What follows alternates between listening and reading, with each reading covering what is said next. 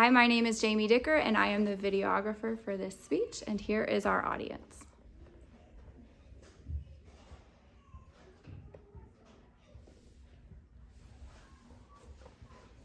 Since legalizing drugs, Dorito consumption has been on the rise 3,000%, single-handedly reviving the Frito-Lay Corporation. That's not actually true, but it got your attention, didn't it? Hi, my name is Bailey Hodge. On a more serious note, I will be informing you on the negative effects of drug legalization. At one point here, everyone has hopefully been told, say no to drugs. What you don't realize is that drugs have more of an effect on your everyday life than you realize. I've recently developed an interest in this controversial topic and have been researching it for the past few weeks to provide more awareness towards the negative effects drugs have on our society. Today I will be discussing addiction, crime, and productivity that drugs directly affect. Firstly, let's talk about the most well-known danger of drugs, addiction. Although they claim that marijuana is not addictive, the National Institute of Drug Abuse states from its many tests that to get a better high, users often consume more of the drug. This becomes an unclimbable hole that they can't get out of. The National Institute of Drug Abuse also says that those who have used marijuana are 104 times more likely to move on to more dangerous and harmful drugs, such as cocaine, to get a better strong and extended high. The most susceptible to beginning this cycle is adolescent youth. For example, a conducted survey showed that 60% of high school seniors in Martin County, California, tried marijuana at least once.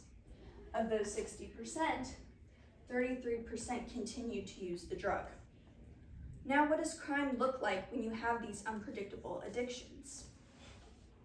The Drug Enforcement Administration acknowledges that despite popular belief, most drugs do not cause crime, at least not the point to where they're using it to purchase their addiction by getting money, but while they're under the influence of the high. According to the UCR in 2007, they estimated the highest amount of arrest offenses. The answer? 14,209,300 offenses. Of those,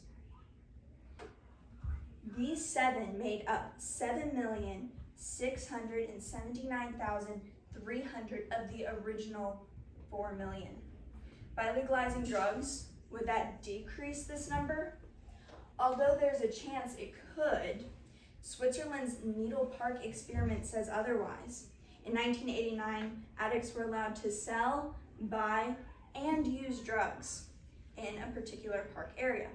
It became a sort of safe haven in Europe, and it also festered and nurtured violent crime in the area and attracted professional drug dealers.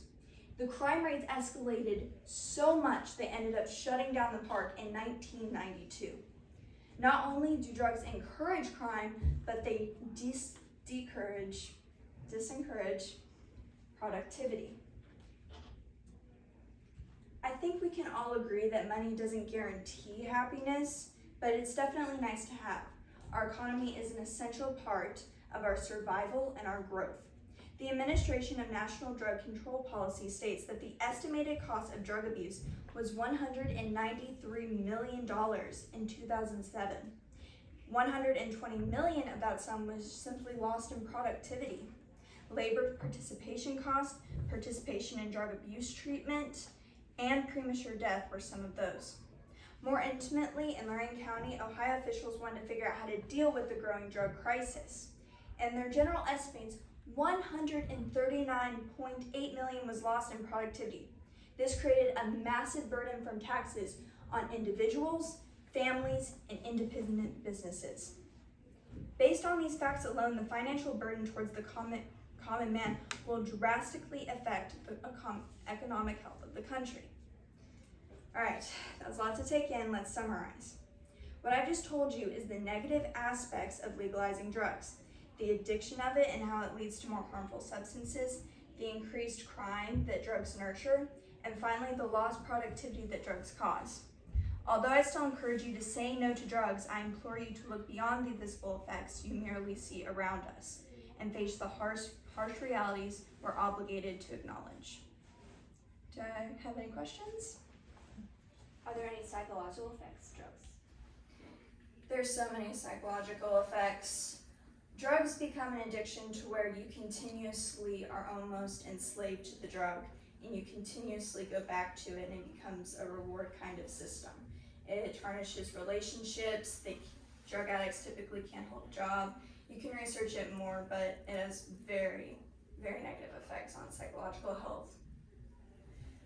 Did you come across any statistics on like certain states in the United States have legalized marijuana, like the crime and addiction rate in those states, maybe compared to those that have not gone that route yet? So that's a challenging question because it varies from each year, and sometimes certain states are a lot more reserved. I know that California and Washington and in Oregon, there is a lot of homeless. Their homeless rate has gone up drastically. In those areas where homeless reside typically, there's a lot of crime in that area, but I don't know the exact statistics.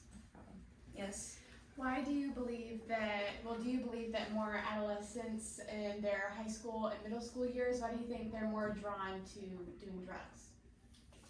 From what I researched and what I saw, there's one primary reason, which is their environment. When someone that is young grows up in a toxic environment, they end up going towards more illegal substances, and sometimes their peers, which are in similar situations, also end up encouraging them peer pressure to do it as well. Thank Alright, you. Thank you.